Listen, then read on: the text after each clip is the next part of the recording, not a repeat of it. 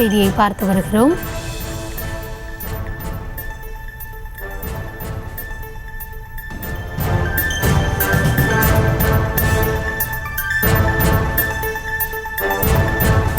சிலந்தியாற்றில் தடுப்பணை கட்ட கேரள அரசு முன் அனுமதி பெற்றுள்ளதா என்பது குறித்தான ஒரு கேள்வியை பசுமை தீர்ப்பாயம் முன்வைத்திருக்கிறது. இது கேரள அரசுக்கு தென்மண்டலத்திற்கு பசுமை தீர்ப்பாயம் கேள்வியை முன்வைத்திருக்கிறது. அது தொடர்பான அண்மை செய்தியை நாம் பார்த்து வருகிறோம்.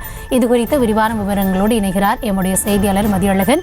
வணக்கம் மதியழகன், விரிவான விவரம் என்ன? அமராவதி துணைப்படுகையின் ஒரு பகுதியான சிலந்தியாற்றின் குறுக்கே கேரள அரசு கட்டி வரும் தடுப்பணை கட்டுமானம் குறித்து நாளிதழ்களில் வெளியான செய்திகளின் அடிப்படையில் தென்மண்டல தேசிய பசுமை தீர்ப்பாயத்தின் நீதித்துறை உறுப்பினர் புஷ்பா சத்யநாராயண அமர்வு தாமாக முன்வந்து வழக்கை விசாரித்து வருகிறது.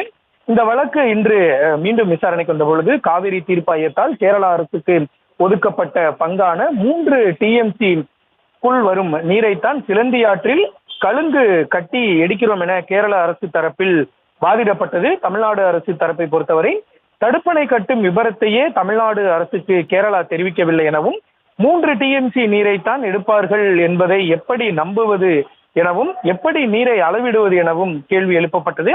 இதனையடுத்து சிலந்தியாற்றில் தடுப்பணை கட்ட காவிரி தீர்ப்பாயத்தின் இறுதி தீர்ப்பின்படி கேரள அரசு முன் அனுமதி பெற்றுள்ளதா என்பது குறித்தும் பாம்பாறு துணைப்படுகையில் கேரள அரசு இதுவரை கட்டியுள்ள மற்றும் கட்டுவதற்கு திட்டமிட்டுள்ள தடுப்பணைகளின் விவரங்கள் குறித்தும் விரிவான அறிக்கை சமர்ப்பிக்க கேரள அரசுக்கு உத்தரவிட்ட தீர்ப்பாயம் விசாரணையை செப்டம்பர் 5ஆம் தேதிக்கு ஒத்திவைத்தது.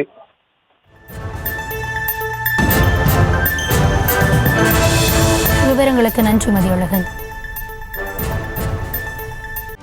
செய்திகளை உடனுக்குடனும் துல்லியமாகவும் தெரிந்து கொள்ள சப்ஸ்கிரைப் பண்ணுங்க.